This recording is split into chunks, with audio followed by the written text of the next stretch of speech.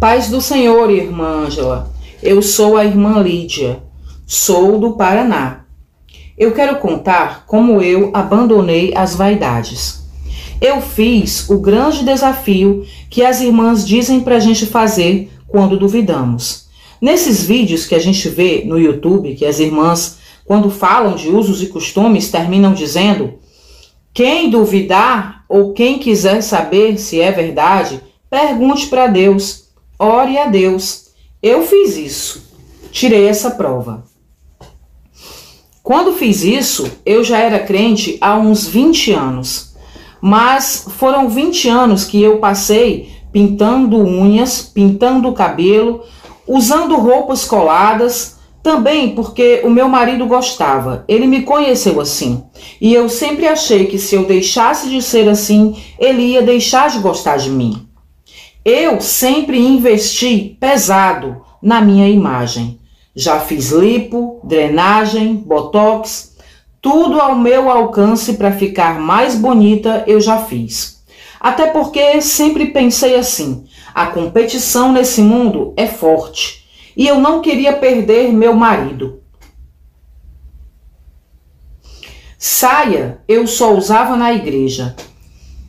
Na rua, principalmente se eu saísse com meu esposo, eu usava calça e era bem coladinha. Aí então começou a chover vídeos aqui no YouTube sobre vaidade, pelo menos o que eles indicavam para mim. Eu via irmãs que abandonaram a vaidade falando sobre bagagem do Egito e coisa e tal. E eu pensava comigo mesma, essas irmãs estão loucas? Como assim? Abandonaram aquilo que as caracteriza como mulheres? Porque para mim, a mulher tinha de ser extremamente feminina.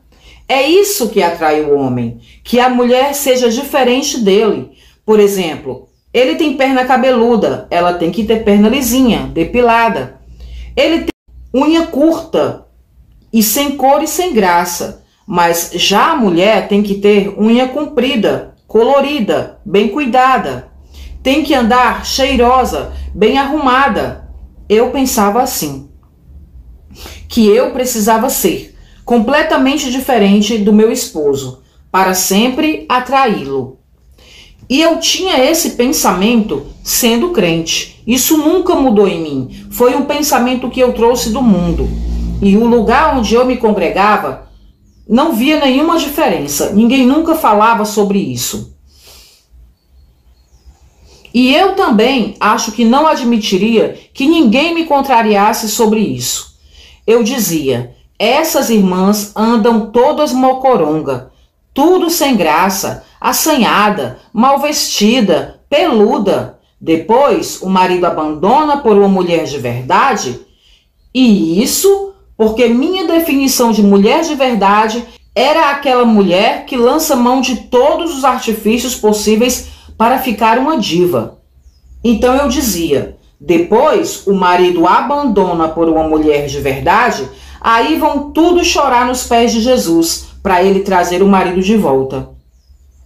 Esse meu pensamento estava errado, irmãs, porque hoje eu entendo que o homem deve amar e respeitar sua esposa, esteja ela como estiver. Não são coisas supérfluas que firmam um casamento. Se for, o sentimento não era verdadeiro, também era supérfluo. Bem, mas eu comecei a perguntar a Deus, a interrogar a Ele, se isso fazia sentido, se fazia alguma diferença para Ele. Mas eu nem orei dizendo isso, eu só perguntava assim, simplesmente falando, Senhor, isso é verdade? Faz diferença para ti? Existe um modo especial que tu queira que as tuas filhas andem? Como Deus nunca me respondeu nada, eu deixei isso para lá.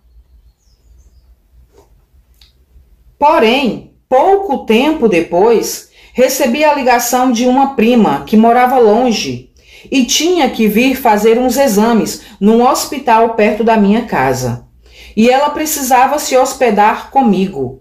E ela é cristã. é daquelas pentecostais que andam com a saia arrastando no chão, usam o cabelo no coque e são barulhentos, doidos de pedra. Enquanto minha prima esteve aqui na minha casa, ela me pediu que a levasse para conhecer alguma igreja cristã, para ela se congregar. E eu levei. Levei em várias igrejas para ela conhecer. Igrejas grandes, igrejas pequenas, inclusive a que eu me congregava. E ela foi de bom grado. Porém, teve uma igreja perto da minha casa que quando passávamos por ela, eu sempre passava direto. Nem considerava entrar ali, porque era um lugar muito pequeno. Só que ela viu. Ela viu aquela igreja pequenininha, que nem janela tinha, só uma porta daquelas de ferro, de comércio, com o reboco das paredes tudo caindo. Me pareceu bem ruim, mas ela quis visitar lá. E como ela era visita e eu não queria contrariá-la, nós fomos. E como eu já falei, era uma igreja bem pequena, com poucas pessoas e pessoas bem humildes. O pastor não pregava, ele gritava e chamava fogo, fogo, fogo o tempo todo. De cada frase que ele pregava era 10 glória, 10 aleluia e 10 fogo. Eu tomava um susto toda vez que ele gritava. Eu não estava acostumada com aquilo. A minha prima não, era igualzinha a ele. Começou a dar glória e aleluia e a gritar, do mesmo jeito. E eu já estava doida que aquilo tudo terminasse logo, para eu poder ir embora.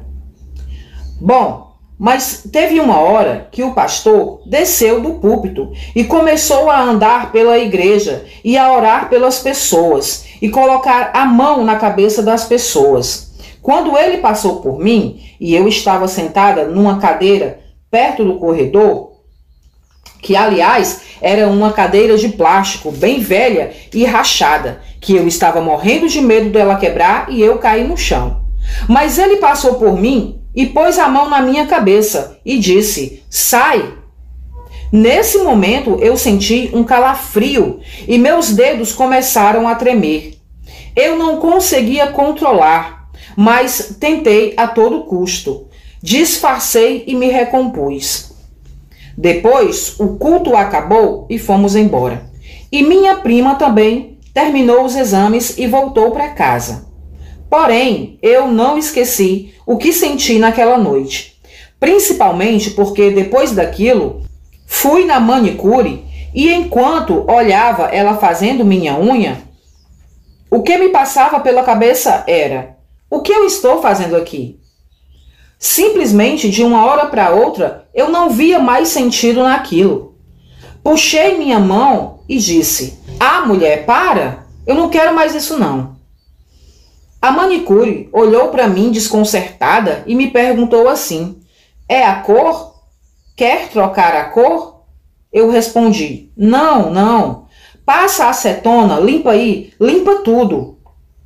Ela fez o que eu pedi sem questionar mais, pois eu usei aquele tom de voz no imperativo. Eu sou assim, meio mandona.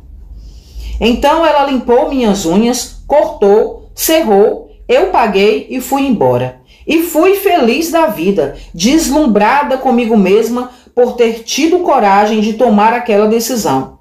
E ia olhando minhas unhas e achando a coisa mais linda do mundo, as unhas branquinhas e limpinhas. Era como se eu estivesse recebendo a minha carta de alforria, mais ou menos isso. Eu me sentia feliz, de alguma forma eu me sentia livre. Passaram-se dias até que eu ligasse uma coisa à outra. Foi assim: um belo dia, simplesmente eu estava tomando banho e aí caiu a ficha. Eu lembrei do dia em que o pastor ordenou: sai, colocando as mãos na minha cabeça. E aí as minhas mãos tremeram involuntariamente e eu fui liberta do esmalte. Foi isso que eu entendi que aconteceu naquele dia. Quando ele orou por mim, eu fui liberta daquilo. Então eu pensei: o que pode acontecer se eu for naquela igreja de novo? E como eu sou curiosa, eu fui. E aí eu fui. Fui sozinha mesmo. Fui num dia de terça-feira, que foi o mesmo dia da semana que eu havia ido com a minha prima. Aí descobri que terça-feira era o dia de culto de libertação naquela igreja. Então toda terça-feira eu estava lá. E com o passar dos dias, era eu quem estava gritando glória a Deus e aleluia, e cantando corinhos de fogo e batendo palma, e recebendo oração com a mão do pastor na minha cabeça. Aí, aos poucos, naturalmente, eu abandonei as saias apertadas. Esqueci das maquiagens, encostei as calças e passei a ir de saia para todo o lugar, porque comecei a me sentir bem assim. Os adornos, brincos, pulseiras, anéis, eu não usava mais. Ficou tudo abandonado nas gavetas. E as sessões de beleza que eu amava, vou dizer para vocês como eu abandonei. Bem, quando o pastor adoeceu, e houve um tempo em que ele adoeceu, eu comecei a mobilizar os irmãos e os meus conhecidos para a gente conseguir cestas básicas. E assim nós conseguimos alimentar os 4 filhos do pastor pelos 4 meses que ele esteve internado. Para isso, eu usei o dinheiro do cabeleireiro, das sessões de beleza, de limpeza de pele, de aplicação de botox, de massagem linfática, e eu fiquei muito feliz por isso. Fiz com toda a alegria do meu coração. Eu era um poço de alegria constante, porque eu sentia constantemente a presença de Deus. Depois que o pastor se recuperou, ele voltou a trabalhar e voltou a sustentar a sua família, mas eu nunca mais voltei a essas sessões de beleza. Muito tempo depois, quando vi que já estava liberta e que não fazia mais sentido nenhum manter aquelas coisas nas minhas gavetas, eu peguei uns sacos e enchi, sacos enormes, cheios de maquiagens, bolsas. Para vocês terem uma ideia, eu tinha 180 bolsas. Eu tinha mais de 50 pares de sapatos de saltos altos. E minhas irmãs, a gente não precisa disso. Mas deixa eu contar uma coisa. Eu não senti de Deus de jogar minhas coisas fora. Não, eu chamei todas as minhas amigas, a minha família e marquei um bazar. Eu fiz um grande bazar. E um bazar com tanta bolsa, tanta joia, tanto sapato, que eu arrecadei muito dinheiro. E mandei eu mesma refazer o reboco da igreja e também pintar. E ainda mandamos construir mais um cômodo para ser a salinha das crianças, para elas terem aula bíblica aos domingos, separada dos adultos. Hoje, eu não digo que eu abandonei a feminilidade, eu abandonei os excessos. Eu sou natural hoje, e meu esposo diz todo dia que eu sou linda. E também eu não sinto mais necessidade de parecer uma Miss, porque meu maior desejo é agradar a Jesus. Grande parte do meu tempo hoje eu passo na igreja, servindo a Jesus, porque hoje eu sou dirigente do círculo de oração daquela igrejinha. Meu marido é diácono. Nossos filhos cantam e louvam e tocam para Jesus naquela igrejinha. E eu vivo muito bem sendo simples. Irmã, nem nas minhas sobrancelhas eu mexo mais hoje. É muito diferente se você comparar uma foto minha de antes com uma foto de hoje em dia. Olhando para mim antes, eu digo que nem crente eu era, mas Deus teve misericórdia de mim. Acho que hoje não sou mais tão egoísta, não penso só em mim. Hoje eu até posso dizer, não mais eu, mas Cristo vive em mim. Eu não abandonei as vaidades pela dor, não, foi pelo amor mesmo. o grande amor de Cristo que me constrangeu. Hoje eu sei que eu só preciso dele, de Jesus na minha vida. Amém.